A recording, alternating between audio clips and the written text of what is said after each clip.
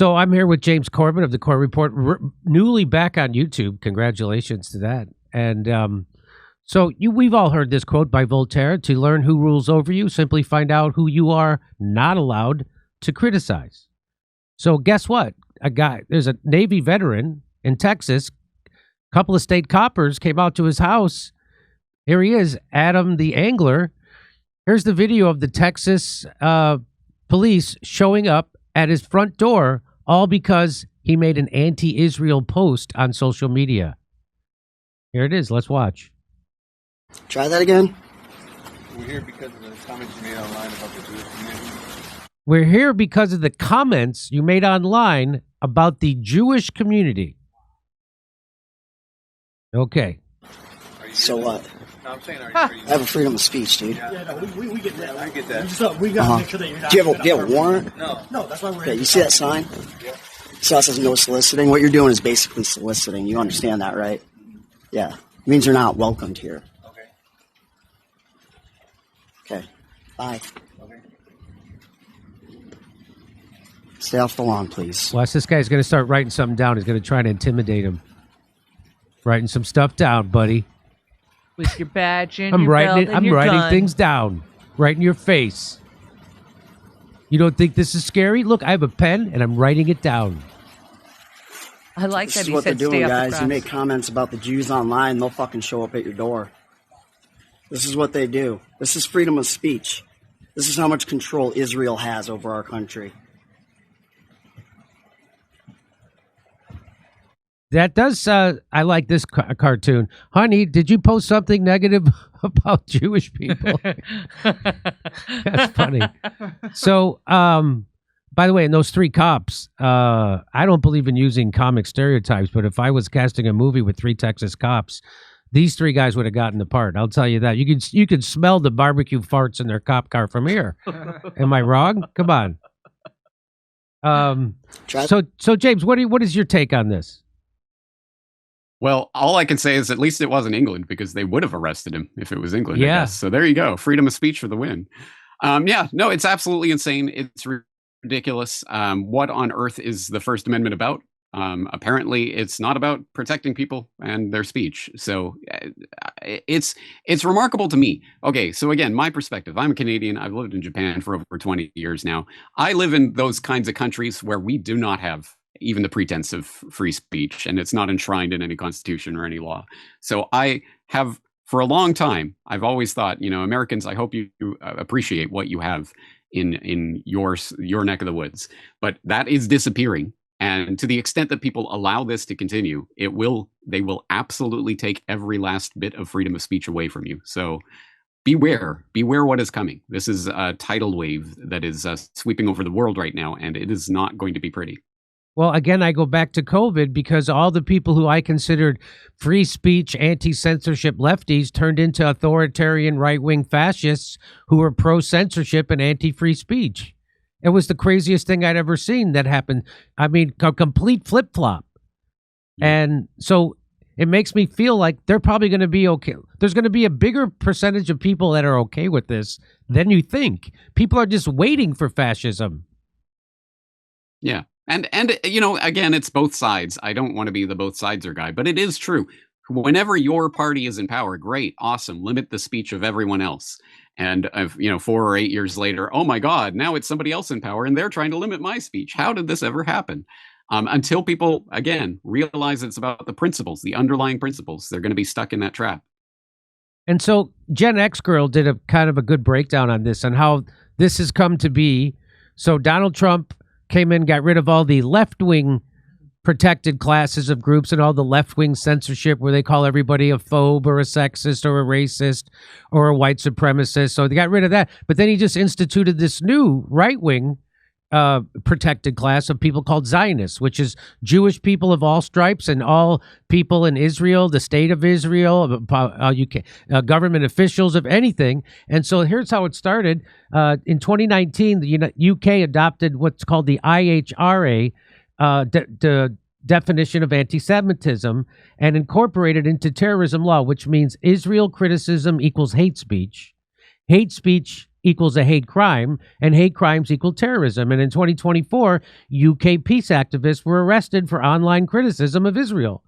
In 2025, Trump and 37 states adopted the IHRI. That stands for the International Holocaust Remembrance Association. Is that what that is? And so cops visit U.S. citizens' homes for online anti-Israel speech. We just saw that happen.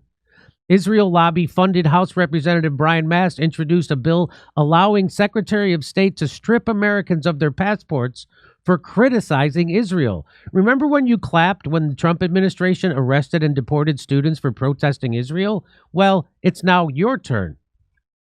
So hate crime and counterterrorism, that's from college police in UK, right? So they executive order. So that's how it started in the UK. Here it is in the White House, the executive order on combating anti-Semitism. Jimmy, the IHRA is the International Holocaust Remembrance Alliance. Remembrance Alliance. Okay, thank you. So the USCIS changed its policy to anti-Semitic activity on social media as grounds to deny green cards and student visas.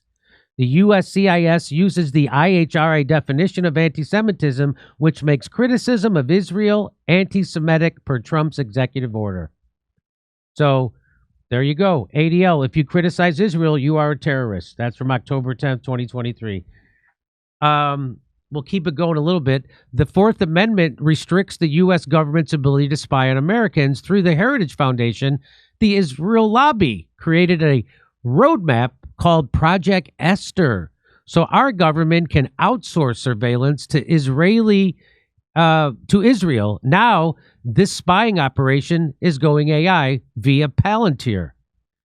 So it's called Project Esther, claims anti-Israel speech is anti-American, hence terrorism, claims their weapon of choice is the First Amendment. They are terrorizing America by protesting against Israel, and Esther's data comes from Israel operatives, the ADL, the ISGAP, the NCRI, and the Canary Mission. What's the Canary Mission? It's this.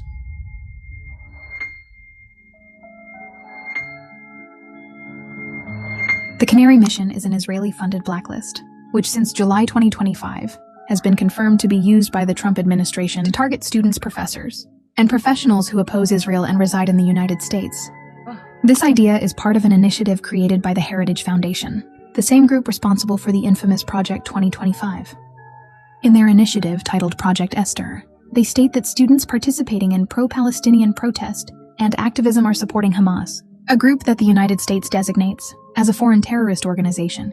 Therefore, pro-Palestinian students are considered to be supporting terrorism and are subject to the revocation of visas, frozen bank accounts, asset seizures, and the denial of basic constitutional rights. In effect, the Canary Mission serves as a means to circumvent constitutional protections, allowing the federal government to engage in intelligence gathering activities that would otherwise be considered unlawful. But the Canary Mission is not alone. Palantir, another company closely aligned with the State of Israel, uses AI-driven analytics to maintain private databases on U.S. citizens, and currently works with 4 federal agencies. While government contracting with the private sector is longstanding, the prominent influence of pro-Israel groups within these increasingly powerful organizations warrants careful examination. I mean, Palantir is a straight-up Zionist organization. They've put out tweets, we must defend Israel, stuff like that. And so is that chilling to you, James? It is, because it's the confluence of so many different factors of that kind of not yet violent control and authoritarianism that I was talking about, especially when we start getting the Palantir side of this into it, as people may or may not know. I mean, even Palantir had their first ever board meeting outside of the United States in Israel, of course, because of course that's where they're going to go, because they're neck deep in the Israel-Palestine genocide and everything that's going on there in terms of the AI weapons targeting that not just Palantir, but other teal-connected groups like Anduril, etc., are supplying the AI weaponry and infrastructure for fighting against the Palestinians, which of course is ultimately what's going to be used against everyone, because as you found out a few months ago in the big exposés that were going around at that time, guess what? Palantir is creating the big database on all U.S. citizens.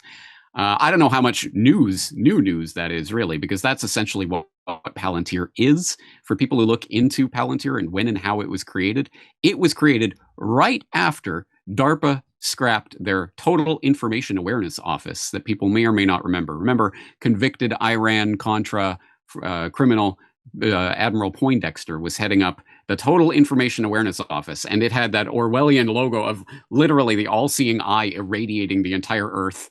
And they were talking about how they were going to scoop up absolutely everything they could: your credit card history, your phone records, all the data that they could get their hands on to create a comprehensive profile and map out your entire network and know everything about you. And people went, "Hey, whoa! I don't think the U.S. government should be doing this." So they scrapped that and start Peter Thiel and his co-founder Alex Karp, and they were pitching this Palantir idea, and he put them in touch with the CIA. CIA became Palantir's first and best customer, and they started creating the infrastructure for this Orwellian nightmare totalitarian snooping grid that is now being expanded in the name of whatever, anti-Semitism, whatever they can blame it on. I just find it funny that, in a way, when they are saying that any sort of anti-Israel statement is anti-Semitic and anti-Jewish and therefore a hate crime, aren't they admitting that Israel is a Jewish apartheid state? Isn't that what they're saying? I know that's against the rhetoric, but that's what they're implying by that anyway. I agree with you 100%. Well, it's funny, the people who conflate Judaism with Zionism used to be called anti-Semites, but now they're also called Israelis, right? Because that's what the Zionists do. The Zionists want to conflate Judaism with Zionism, which used to be anti-Semitic. Now they embrace it because they need to. They need to pretend. No, Jimmy, if you say it, it's anti-Semitic. If they say it, it's totally fine. Yeah, right. They need to pretend that all Jews worldwide are on board with the Greater Israel Project, and they're not. In fact, I'm going to show you. There's lots of Hasidic Jews inside Israel that are not on board with this. So the people who are the most religious, then they call them they call them extremists, right? Or they're fringe. Come see us in Australia. Second show's added in Melbourne, Sydney, and Brisbane. We'll see you in Burbank, California, the day after Thanksgiving. It's a Friday. And then Pottstown, Pennsylvania, December 6th. Plus, January 11th, we're going to be in Waikiki at the Blue Note. Tickets not available yet for them, but go to jimmydore.com for a link for all the other tickets.